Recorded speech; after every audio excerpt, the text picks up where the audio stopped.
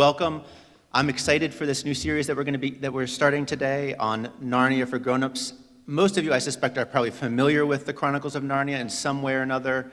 Either have read the books, maybe you read them back when you were a kid, or you've read them more recently, read them to your children or grandkids. You've maybe seen a movie or two. I think they've done 2 or 3 movies.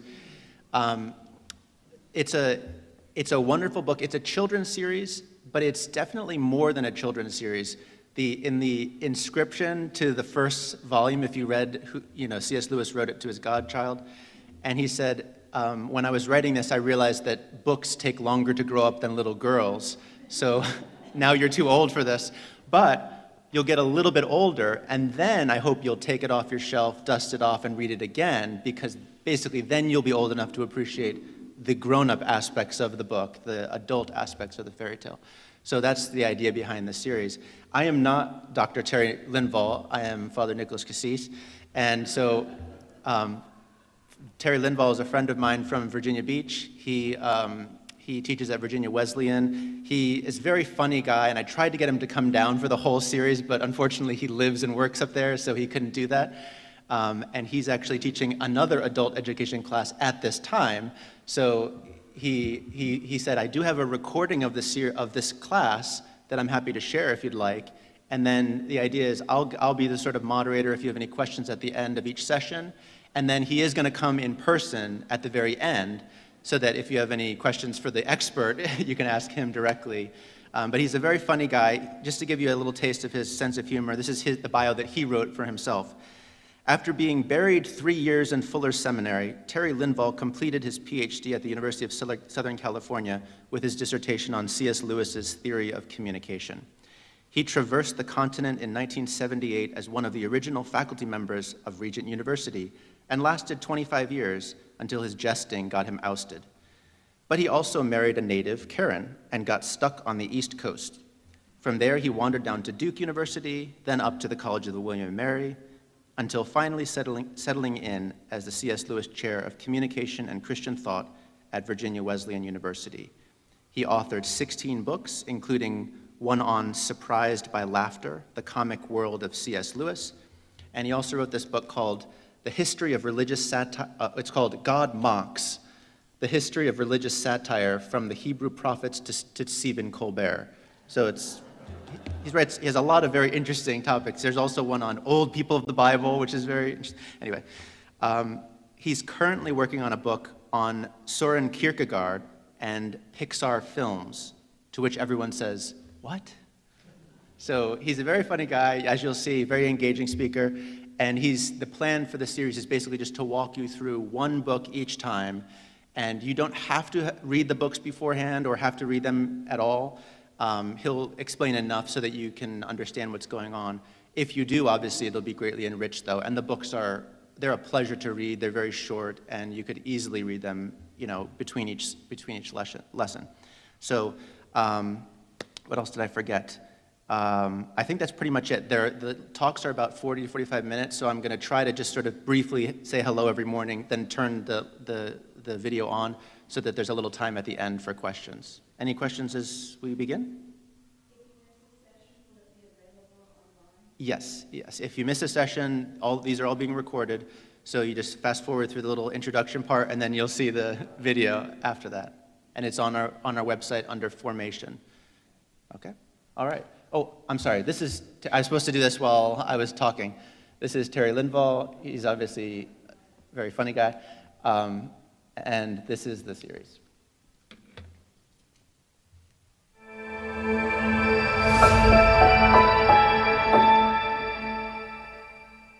Welcome again to our series on Narnia for grown-ups.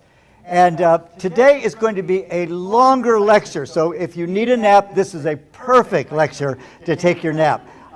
Because we're starting with the first book and there's just a lot to cover. I start with this image of a quilt done by a friend of mine, B.J. Elfgren. Hi, Jenny. Come on in. In the front row, Jenny. You've been bad, so you have to come and sit up front. B.J. Elfgren has also done a quilt for Chester Cathedral on the medieval plays. And just an incredible woman who lives up in Northern Virginia. And this is basically my son and daughter going into the wardrobe. You can see it with Aslan there and the White Witch and the beavers, and then a little bit of the Dawn Treader. So, Joan, have a seat. Good, welcome. Yes. Oh, yeah. Okay. Lewis wrote, "It all began with a picture." He said, "The editor asked me to tell you how I came to write The Lion, the Witch, and the Wardrobe. I will try, but you must not believe everything that an author tells you, especially about how they wrote their books. We have a tendency to make things up as we go along. But let me apply this," he says, "to my own fairy tales. One thing he was sure of, all 7 of his Narnia books and his 3 science fiction books began with seeing pictures in his head. We have lost the imagination. And this is one thing in my teaching at Wesleyan. I try to get them to begin to imagine again. It's like going to a desert. In the desert, you can irrigate it. But if you're just trying to cut down jungles with critical theory, the jungle's going to grow back up, but you want to water the desert. And that's what Lewis was doing. He said at first they were not even a story, all these pictures. The lion all began with a picture of a fawn carrying an umbrella and parcels in a snowy wood.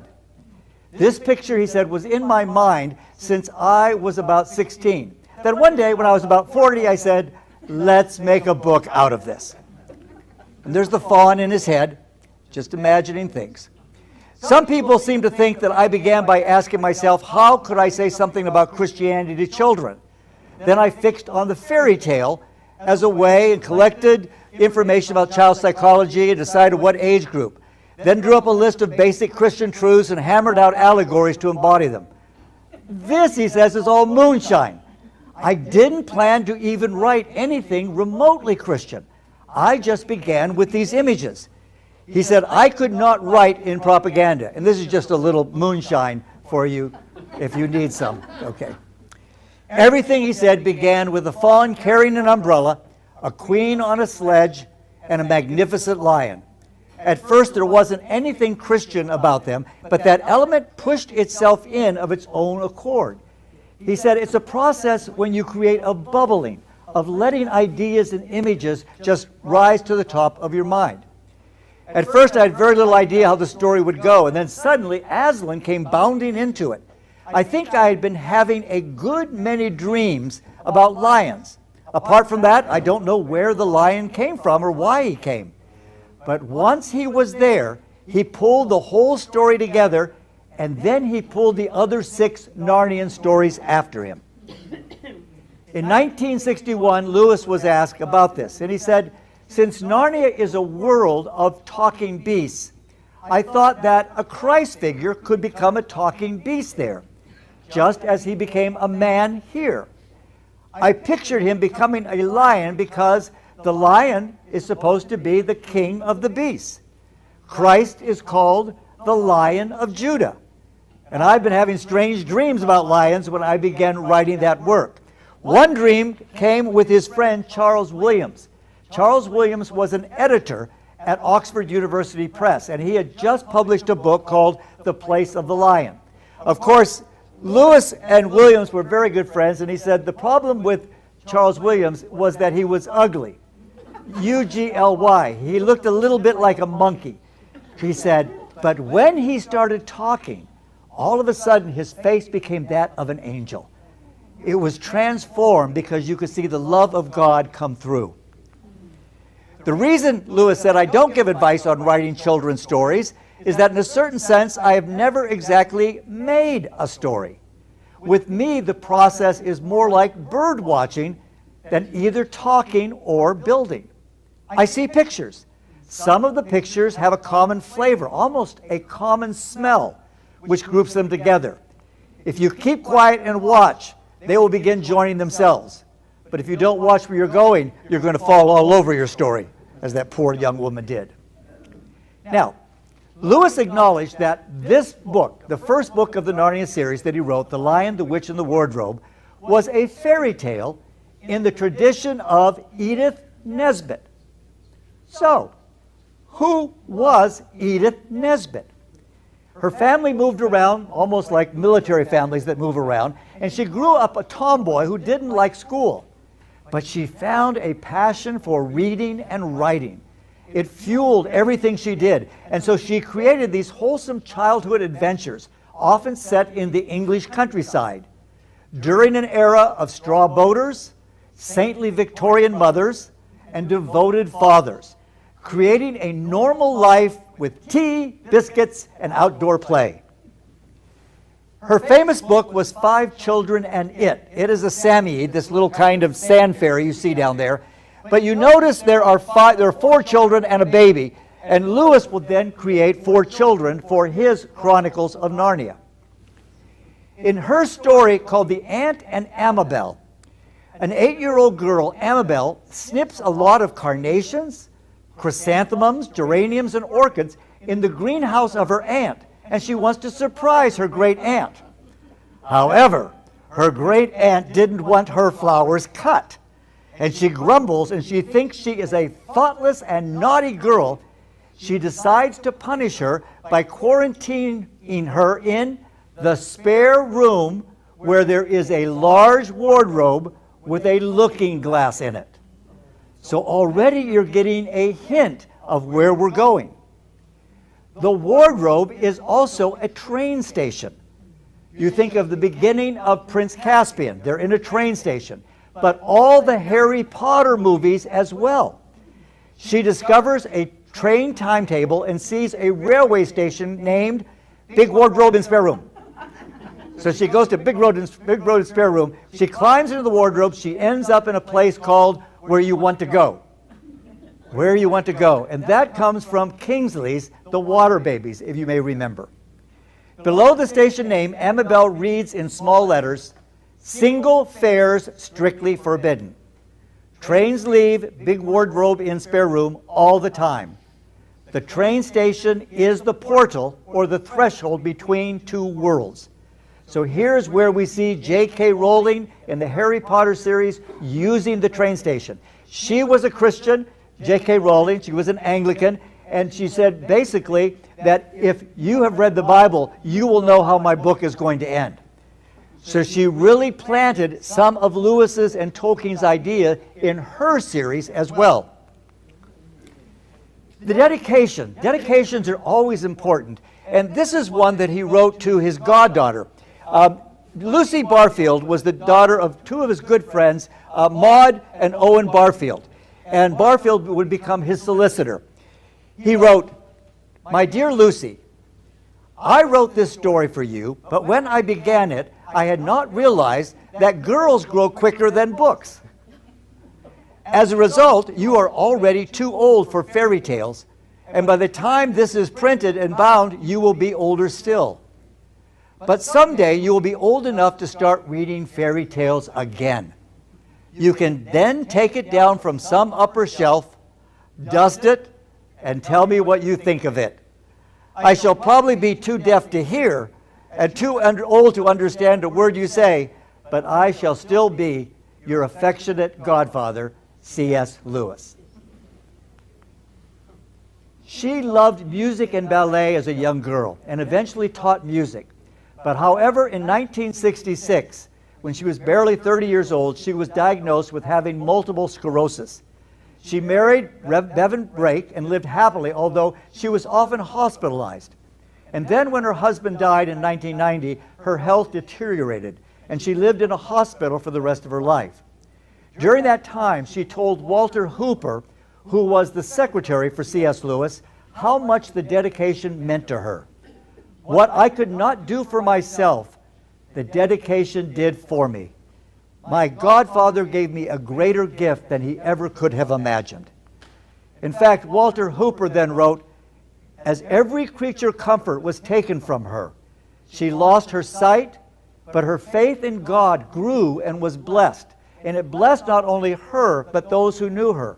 Her father, touched by her humility, said many times, 'I could go down on my knees before my daughter because of her humility.'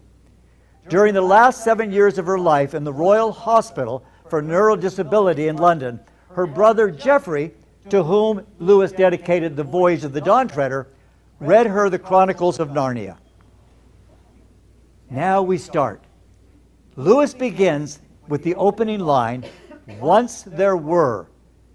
That reflects the simple fairy tale of once upon a time. It also evokes Lewis's memories of the actual London Blitz of 1941. As you remember, children were evacuated from London to the countryside. And there were 4 young girls who would join Lewis and his brother Warnie at the Kilns. The Kilns was his kind of house that I lived in the mid-'80s. And when I lived in it, it was all broken down. The windows were broken. Pigeons would fly into the house. There was dust. In fact, Lewis had smoked so much that when he smoked, he just would put the ashes on the floor. And so there was kind of a floor that was that thick of ashes almost, and on the walls and everything else. It took his wife Joy to kind of clean it up. But he found these girls to be very nice, unaffected, and delighted with their surroundings at the Kilns, but always would come into him and say, "What can we do next? What can we do next?" Just like young girls would do. When Britain declared war, they actually jumped for joy because things got exciting. Lucy was a reflection of the most remarkable of these 4 young women who stayed at the Kilns. She was a young Roman Catholic aspiring actress, and her name was Jill Fluett Freud. Yes, she married the grandson of Sigmund Freud, and a strong Roman Catholic. She became one of the inspirations for Lucy. Lewis wrote that without exception, Jill was the most selfless person I have ever known. All the other girls would go about their business. She would take time to clean up, to see what Warnie or Jack needed. Now, 4 children arrive into this Arcadian and pastoral environment of the professor's house. In Lewis's first draft, the names were Anne, Martin, Rose, and Peter, the youngest. He changed them. They soon became Peter, the oldest, Susan, Edmund, and Lucy, the youngest. Now, there's an autobiographical moment when they introduce the professor, Diggory Kirke. Diggory Kirke alludes both to C.S. Lewis's own tutor, whose name was, you see him on the far right, he was a Scottish atheist called the Great Knock. His name was Kirkpatrick. But it is also to the trope, to the metaphor of Mother Kirke, the church. And so Kirke comes there as a comforting presence for them. However, there is a joke on the first page that nobody usually gets. Lewis writes, kind of as an aside as the author, he says, "Ivy, Margaret, and Betty, they were the 3 servants, but they don't come into this story much." With his understatement, they don't come into the story at all. That's the only time we hear their names. And so Lewis just throws that in and has fun. He has plenty of these avuncular moments where he takes an aside and he makes some comment, as we'll see. And he got this also from Edith Nesbit. In 1939, one of the 4 evacuated girls asked Lewis, "What is in the wardrobe? May I explore it?" Such a moment may have sparked his imagination or reminded him of Nesbit's story. Lewis's cousin, Claire Hamilton, remembers how Jack, as a young boy, would tell stories to his cousins by going into their wardrobe at Little Lee in Belfast, Ireland. And like children, like cats, they like to climb into cozy places, under tables, under covers, and anywhere they could go. Cats have a mind of their own, as you know. Owen Barfield's wife she was a kind of an editor for this, and her name was Maud, and she was very concerned because the children were going into the wardrobe, and Lewis did not remind them not to shut the door. If they went in and shut the door, they would be locked inside. And so Lewis, 5 times in the first chapter, says, "And the children kept the door open so they would not lock themselves in." And it's a very kind of clever moment when he realizes he can put that in. Now, one thing I'm going to do is just kind of take a little aside on the food of Narnia, because it's almost dinner time, and I want to whet your appetite. I want to get you hungry. Lewis received care packages during the war from America, and they wrote letters back to one woman thanking her for hams. Sent these fresh hams, Virginia hams. In her first encounter with a creature in Narnia, a fawn, Lucy is invited to tea with a slightly boiled egg, sardines on toast, then butter toast, then toast with honey, and then a sugar-topped cake. Hospitality is one of the best virtues of Narnia. And when they go to the beaver's house, they serve some of the most ordinary and genuine characters of the book. It's an old married couple, and they bicker. This couple jump on each other all the time. Why didn't you do that? Why did you do this? He's always talking about things he's built. She's always kind of delaying. In fact, Beaver gets pretty cranky when he's hungry. And he goes, I'm cranky now. It didn't take long. So the beavers say to the children, you've come at last. To think that I ever should live to see this day. Now the potatoes are boiling and the kettle's singing. I dare say, Mr. Beaver, you'll get us some fish. And just as the frying pan was nicely hissing, Peter and Mr. Beaver came in with the fish, which Mr. Beaver had already opened with his knife and cleaned out in the open air. You can think how good the new caught fish smelled while they were frying, and how the hungry children longed for them to be done, and how very much hungrier still they had become before Mrs. Beaver said, now, we're nearly ready. God's goodness can be found in Lewis in when you sit with other people and eat. It's one of the most precious golden moments we have. And sometimes we overlook it. That's why we give grace. That's why we give thanks for what is happening. So they discover the kettle singing. They're eating the potatoes. There's a string of onions, freshwater trout, creamy milk for the children. Mr. Beaver gets to stick to his beer. A big lump of deep yellow butter in the middle of the table. Great and glorious sticky marmalade roll steaming hot from the oven. But when they realize that Edmund has betrayed them, they must hurry out of their home and not a moment to lose. Edmund has met the White Witch, and he is going to tell her that the rest of the children are there, so she can capture them and turn them into stone. And so he has betrayed his brothers and sisters.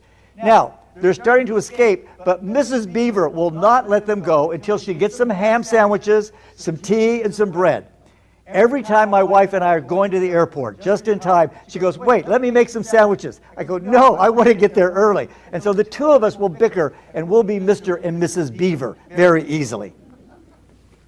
So they took all the food, and when they finished the fish, Mrs. Beaver brought unexpectedly out of the oven that sticky marmalade, and they ate and they ate and they ate. Hopefully I'm whetting your appetite. Hopefully you're getting hungrier right now as we move on. And of course, eating too much, Mr. Beaver, the ice cracks beneath his weight. You've been sneaking second helpings, says Mrs. Beaver, haven't you? Jumping on him. However, we find that temptation and seduction also come through food and music. When Lucy first comes to Narnia, she meets Mr. Tumnus the fawn, and he invites her back to the cave.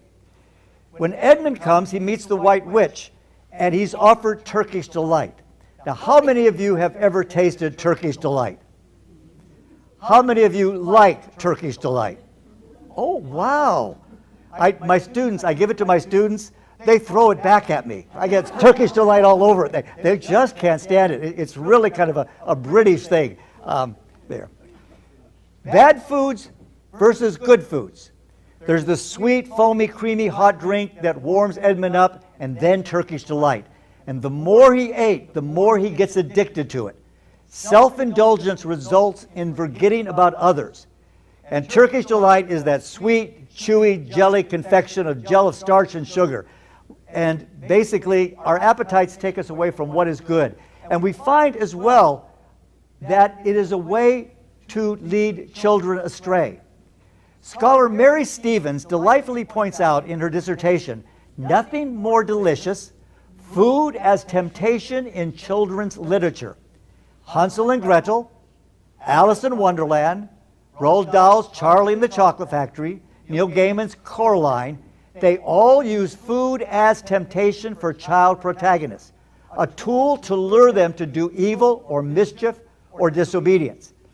Teaching children and ourselves how to resist the temptation of food is a necessary lesson for learning how to deal with the temptations of sex, money, fame, power, everything else. Habits of resistance provide moral equipment for living when you're young. And so when your grandchildren come over, give them Turkish delight. They'll hate it. Okay, I'm kidding. No man, writes Lewis, knows how bad he is till he has tried to be good. A silly idea is current that good people do not know what temptation means. This is an obvious lie. Only those who try to resist temptation know how strong temptation is. Giving in to temptation leads to other temptations. Edmund's obsession for Turkish delight leads him to lie, to become cruel, and ultimately to betray his own family. As Oscar Wilde says, I can resist everything except temptation. When Edmund is restored to his family, he's also restored to good food. Now, the weather forecast from Narnia. I feel like one of the Channel 10 people. Where there's always winter and never Christmas. Lewis described himself as having a constitution of a polar bear. He complained of summer weather with high 70-degree temperatures as suffocating, blistering, and scorching. When I lived in the kilns, there was no temperature, there was no thermostat. And so I could wake up and the glass of water could be frozen in November. It was that cold. He liked it that cold. But he had lots of covers over him. If you go to Oxford, and I've taken students here before, you'll notice several things when you come by St. Mary's Passage. In one sense, right in the middle, you can see a lamppost. There's kind of the inspiration there. But then up here on the left, you find this kind of gnome of a kind of a grotesque gargoyle of a satyr. And so the satyrs are right there. So everywhere Lewis is, looking at the Sheldonian Theater right there at Oxford, he sees all of these things. Now, the naughty part. The naughty part is the fawn's bookshelf. He invites Lucy in to have tea, and he's going to betray her, he thinks, until he breaks down and realizes his father would be very embarrassed for him. But in there, on his bookshelf, the library includes these books. The Life and Letters of Silenus. Silenus is that fat, drunken, jolly old man, probably a short Episcopalian. I'm a short Episcopalian. Nymphs and Their Ways, Men, Monks, and Gamekeepers, A Study in Popular Legend, and Is Man a Myth? All of these books are in the fawns. Now, this is a book for children. And so when you look at something like Nymphs and Your Ways, you're really wondering, what was Lewis thinking? The Life and Letters of Silenus, basically the religious studies professor, is there. But for Lewis, Christ is the truth behind the false god Bacchus, or Dionysius, the god of wine. Jesus identifies himself with the vine, and his first miracle was to turn water into wine at a wedding feast, unless you were at a Baptist wedding and the water became water. In 1939, Lewis and Tolkien were complaining about not having the kinds of books they liked to read. So they decided to write tales for themselves. However, when Tolkien read The Lion, Witch, and the Wardrobe in manuscript, he said, "It really won't do, you know. I mean to say, nymphs and their ways? The love life of a faun? Doesn't he know what he's talking about?" He had a sense that children would not get what Lewis was writing. But Lewis was also inspired, I think, at this time by Debussy's Prelude to Afternoon of a Faun. And when you listen to it, it has that seductive feel to it, and it moves you into Mr. Tumnus's cave. Tolkien's scathing critical response almost discouraged Lewis from publishing this book. Not only was it a failure, but it was beyond saving, said Tolkien. It's too hastily written. It includes mixing in too many myths, Father Christmas, Greek fauns, British children, evil queens, and Norse wolves. Even the publisher thought it would ruin Lewis's reputation. So what was the secret behind Lewis mixing all of these mythologies with the Father Christmas character appearing? Ever since they were published in 1950s, C.S. Lewis's 7 Chronicles of Narnia have mystified readers by their apparent lack of what people saw as coherence. How do they all fit together? They're all so different. Why do 3 of the books seem to be clear biblical allegories, while the other 4 have no obvious scriptural foundation? What is Father Christmas doing there? What does the Christ-like figure of Aslan enter the story among dancing trees in Prince Caspian? Why does he fly in a sunbeam in the Voyage of the Dawn Treader? Why does he not appear in Narnia at all in the silver chair? Were they just mishmash and a jumble of Lewis's pet ideas? Not according to a friend of ours. Ben and I have made friends with Michael Ward, and several years ago he wrote Planet Narnia, which just exploded on the Lewis kind of collective. He wrote, basically, readers know that Lewis could be very deceptive. Once when he was out walking in the countryside with a friend, George Sayer, he deliberately misled a fox hunt. He cupped his hands and shouted to the first riders, "Hello, yokes! Oh, the fox gone that way!" when the fox had actually gone that way. The whole hunt followed his directions. So Michael Ward thought there must be some secret element to what Lewis is doing. And what he found, what was called the kappa element, the cryptic element.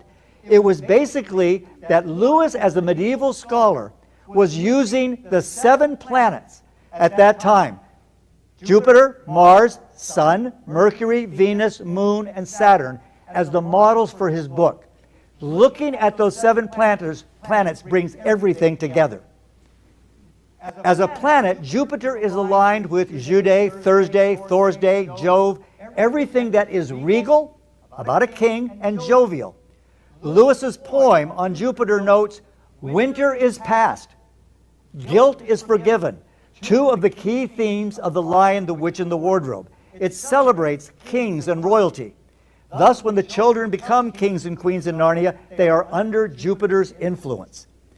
In fact, Jupiter, the wounded red on Jupiter, points to the sacrifice, the blood sacrifice of Aslan. Jupiter is thus connected with the jolly joy of Father Christmas. And Peter, in this book and this book only, says, "By Jove." By Jove. And so lots of other bits of evidence. These are just some of the main ones there. In fact, in that hideous strength, Ransom the hero becomes a human personification of Jove. And his enemies have names like Frost, Wither, Stone, Steel, and Winter. In that same book, the planet Jupiter descends to Earth and overwhelms the cold, mournful, gloomy Saturn.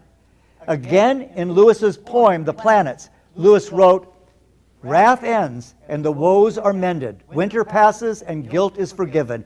Good fortune comes and Jove is master." And so this was the kind of the secret.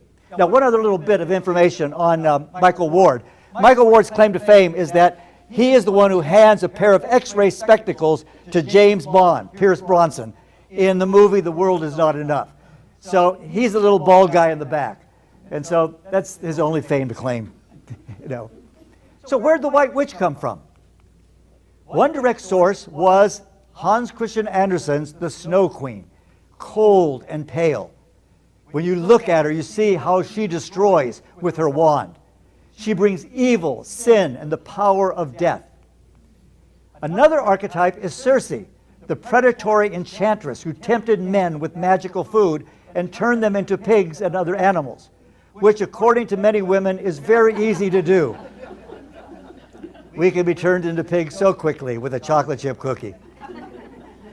The other is coming from Dante Gabriel Rossetti, and he writes about Lady Lilith. And Lady Lilith is the one with her long hair that will strangle. And remember George MacDonald last week warning us of the alder tree and her long hair. And not only Dante, but we also find in Faust by Goethe, the first part of the tragedy. Faust goes, "Who's that there?" Mephistopheles says, "Take a good look. It's Lilith." "Lilith? Who is that?" Mephistopheles says, "Adam's wife, his first. Beware of her. Her beauty's one boast is her dangerous hair. When Lilith winds it tight around young men, she doesn't soon let them go again." Lilith, again, is the villainess in all of this. Okay. Now we get to Lucy, who has gone in but come back really quickly. And when she comes back, her brother and sister cannot believe that she went into a place called Narnia. They think she's made it up in her mind. Or maybe she's lying. She can't be telling the truth. And so they go. When Edmund comes, and Edmund says, "No, I wasn't there. She's just making it up." And so Edmund lies, and little Lucy gets all distressed. This is what is called the trilemma in Mere Christianity, where C.S. Lewis wrote that Jesus is either a liar, because he says he's the Son of God. He's a lunatic. He's a crazy madman who needs to be put away because he thinks he's God, or he's telling the truth. These are the three ways to look at this question of mere Christianity. And this basically, to summarize this whole talk on mere Christianity that Lewis gave, he said, basically, you've got to make your choice. Either this man is and what was and is the Son of God, or else a madman or something worse. You can shut him up for a fool, you can spit at him and kill him as a demon, or you can fall at his feet and call him Lord and God. But let us not come with any patronizing nonsense about him being just a great human teacher. He did not leave that open to us. He did not intend to. Now it seems to me obvious that he was either a lunatic, he was neither a lunatic nor a fiend. And consequently, however strange or terrifying or unlikely it may seem, I have to accept the view that he was and is God. So mere Christianity, he puts that lesson out. And now the professor puts the same lesson out about Lucy. She's in your family. Is she the one in your family who usually lies? No, Lucy never lies. Is she crazy? No, you can tell that she's not crazy. Then maybe she's telling the truth. And so he says, don't they teach Plato anymore? Don't they teach logic? You've got to kind of work these three things through. Now the first mention of Aslan, which is Turkish for lion, occurs in chapter 7 when Mr. Beaver says, they say Aslan is on the move. And each child responds differently. The three older ones, the three good ones, really respond positively with awe and wonder. But Edmund is afraid and doesn't like the name. However, he has betrayed his family and now he has sinned. The law that he has broken requires a judgment. And the witch has the right to execute anyone who sins. The wages of sin is death. And so they're saying with Aslan, but he's our brother. I know, dear one, but that makes the betrayal all the worse. This may be harder than you think. So the witch demands the code of what is called deep magic. Deep magic is written on the trunk of the world ash tree, representing all creation. In Norse mythology, it must be kept, and the deep magic contains the natural law and the moral code. It says, if you have disobeyed the moral code, you must die. And Lewis writes, there are two things that everybody knows about himself, two empirical facts. No matter what psychology or science says, we all know that we should live in a certain way, and we know we don't. We have our own moral standards, and we don't even live up to our own moral standards, much less God. And those are empirical facts, and there is a consequence for that, says Lewis. And so the witch triumphs, and she brings together all of her creatures to kind of take him up what is called the road to Golgotha. And when they come up, they bind him, they shave the lion, and they're going to sacrifice and kill him. And Lewis describes those creatures who would kill Aslan. And here's where he gets an aside. It's kind of funny, I think. Lewis writes that there were ogres with monstrous teeth, and wolves, and bull-headed men, minotaurs, spirits of evil trees, and poisonous plants, hags, and incubuses. Incubus, as you know, is one of those creatures that come at night and has sex with someone at night. And other creatures whom I won't describe, because if I did, the grown-ups would probably not let you read this. So he's really having fun. The kids have no idea, but all of these animals, creatures together are scary.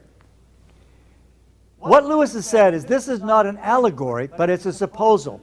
Supposal someone like a Christ went to a world with talking beasts. And here you have the mocking of Christ that even we find in paintings by Lucas Cranach, the great Reformation painter. And this is the kind of suffering that Aslan goes through.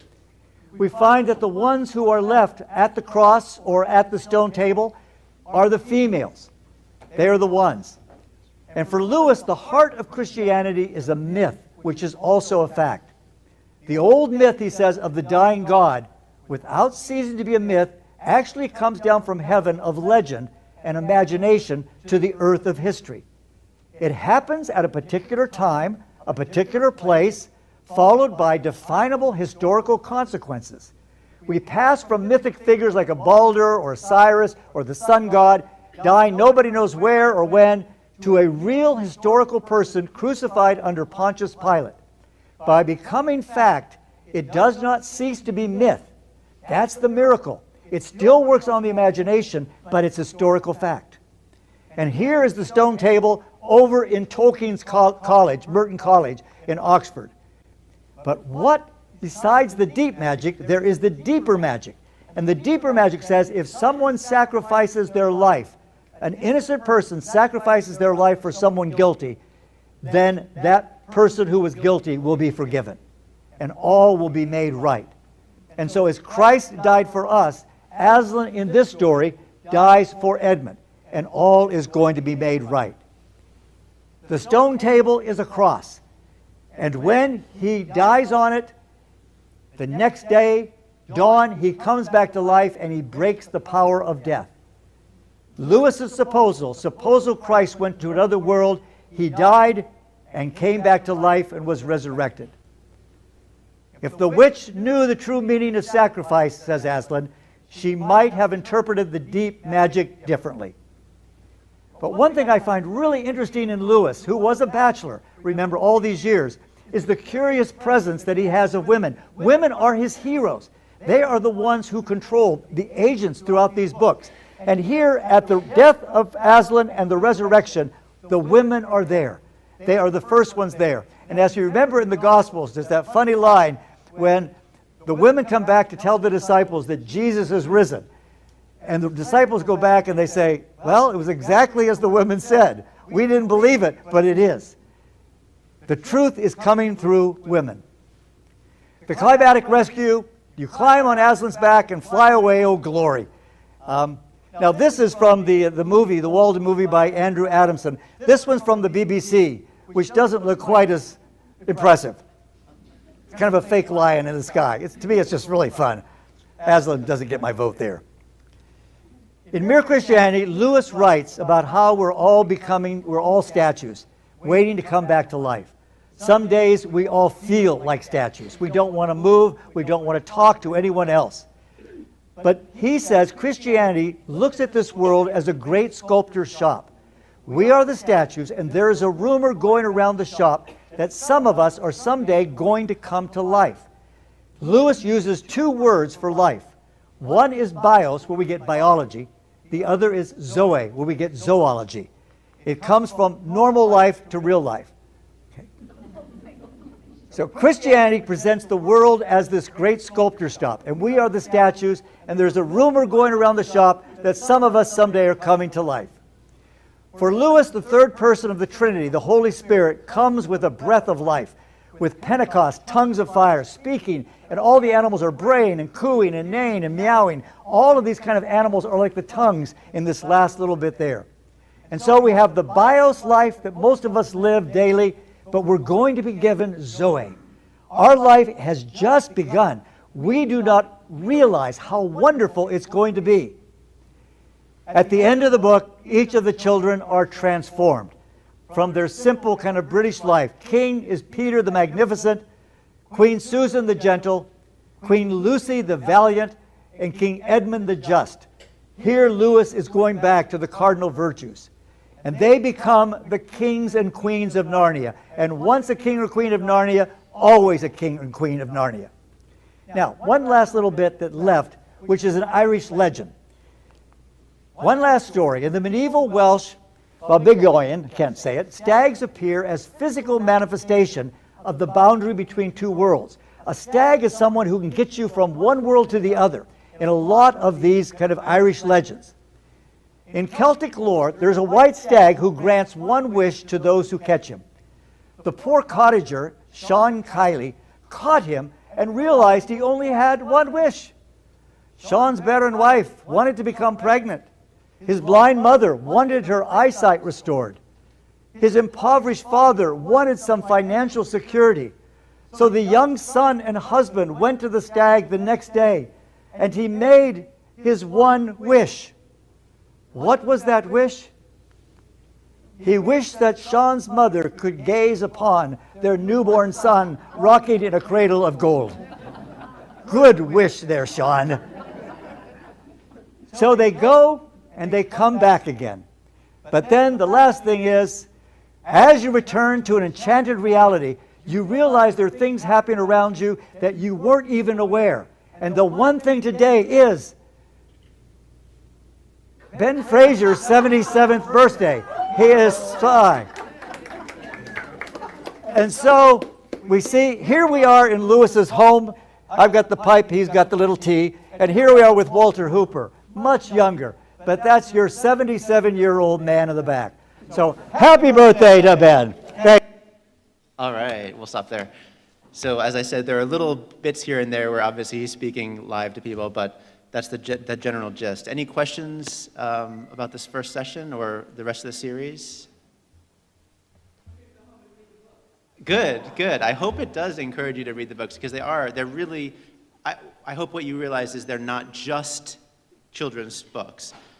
C.S. Lewis was brilliant. He was a medievalist, and so he's weaving all of these different facets into these stories, and there's multiple levels and all sorts of interesting things. So if it does nothing else than get you interested in going and seeing a movie, or even better, reading the books, then great. I just want to share our whole family loves this. We listen to them on audiobook while we take family trips in the car, and we all laugh together and we're all excited together no matter how many times we listen to them. So it really is like a great family experience. And yeah, there are audio versions, so if you prefer to do that way, to consume that way. And they're actually, the narrators are actually quite good. They're funny narrators, so if you're interested. All right, thank you very much.